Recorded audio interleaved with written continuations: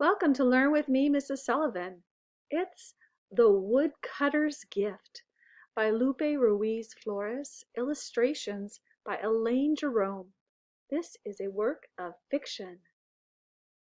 On a stormy night, a violent thunderstorm blew in and knocked down the giant mesquite tree that stood in the town square.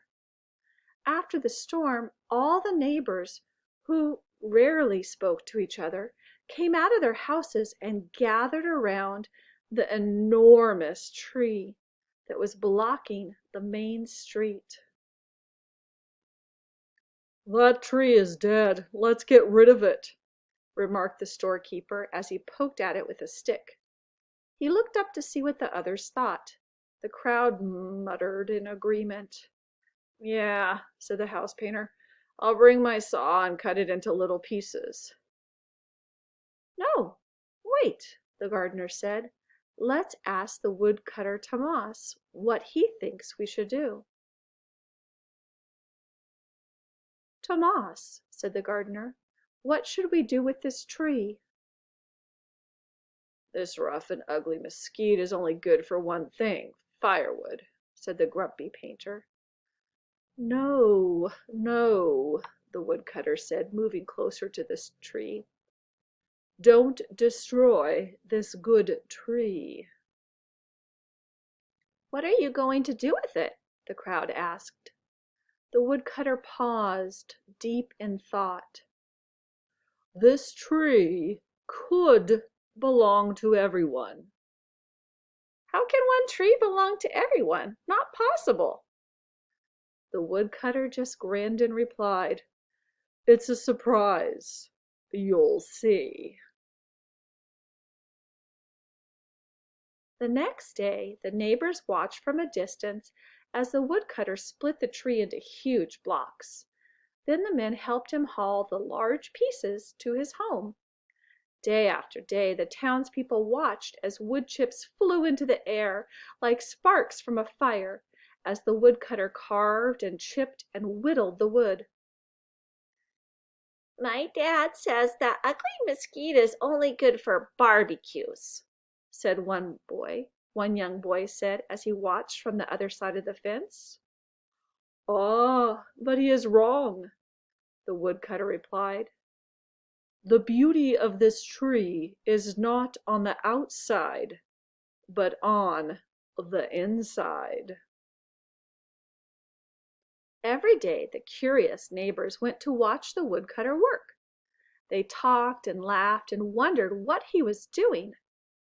"What are you making?" they kept asking him.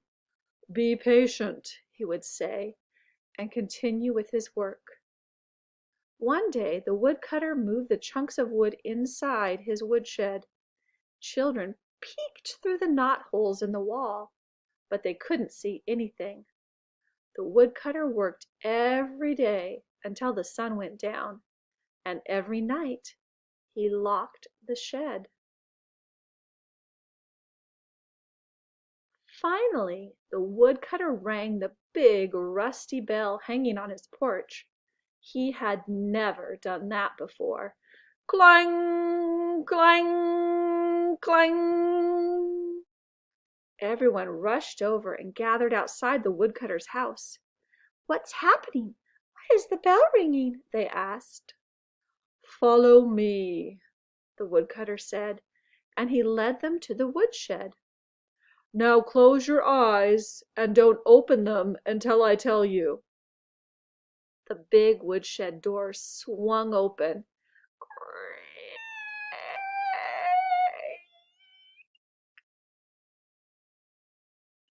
"Open your eyes now," the woodcutter said with joy. The townspeople opened their eyes and gasped. "You see, I made a zoo for the children to enjoy," the woodcutter said proudly. Life-sized wooden animals stood before them inside the shed. "Wow! Yay! Hooray!" the children shouted as they jumped up and down with excitement. "This is a giraffe!" squealed one little girl in delight as she stroked the giraffe's long neck. And there's a zebra over here, said another little girl. Look, a lion and a tiger, one boy said as he ran his hand across the lion's mane. A turtle, a little girl cheered as she counted the squares on the turtle's shell. Even the painter couldn't believe his eyes. Tomas created a spectacular zoo from that dried-up old mesquite tree. Everyone helped carry the animals one by one to the town square. These animals need a coat of paint, the woodcutter said. They're not finished yet. Can we paint them? The children begged as they circled around the woodcutter. Of course, he replied, scratching his head. As soon as I get some paint. Wait, we'll get the paint, said the neighbors, rushing home. They returned with an odd assortment of leftover paint and paintbrushes. Everyone gathered in the square to paint the animals.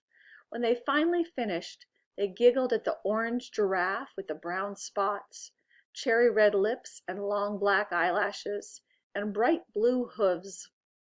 They laughed at the turtle with the pink and green squares on its shell. They pointed to the yellow and purple stripes on the zebra. I couldn't have done a better job myself, said the woodcutter, smiling. To celebrate, the townspeople had a big party in the square. The adults watched the children play in the zoo. They painted brightly colored booths and decorated them with giant paper flowers in red, blue, green, yellow, and purple. Everyone enjoyed snow cones in rainbow colors. A few days later, men dressed in suits and ties came to talk to the woodcutter. The curious neighbors gathered outside his house. A short while later, the woodcutter came out and addressed the crowd. These gentlemen from the city want to buy the zoo for the museum. They said it's a work of art, he said, smiling sheepishly. Tomas had never thought of himself as an artist. Everyone was quiet. Then a little boy asked sadly, Does that mean we'll lose our zoo? The children were ready to cry. Would their zoo be taken away? The woodcutter looked at the crowd. Look at how our zoo has brought us all together, he told the men in suits.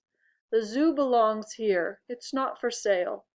But I will donate one piece to the museum so others can enjoy it too.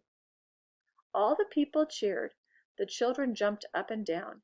Everyone formed a circle around the woodcutter. They celebrated. They danced. By the time it got dark, everyone was exhausted.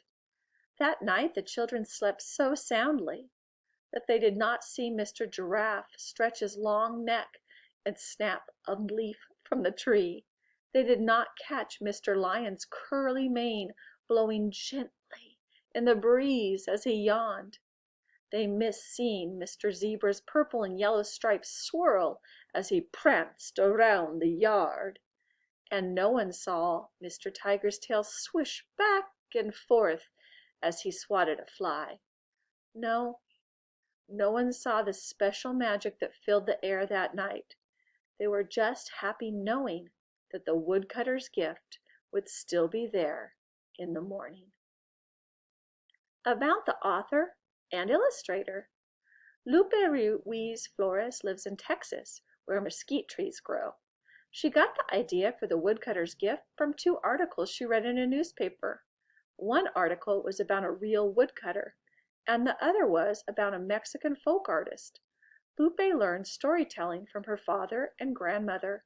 She tells stories in Spanish and English. Elaine Jerome started illustrating little paper books as soon as she could hold a crayon. She studied animals and plants at an art school. That inspired the colorful ones she drew for the woodcutter's gift. Author's purpose. In the first part of the story, Lupe keeps you guessing about what the woodcutter is doing. Why do you think she does this? I hope you enjoyed The Woodcutter's Gift by Lupe Ruiz Flores. Illustrations by Elaine Jerome. This story does have an AR quiz. It is quiz number 913045.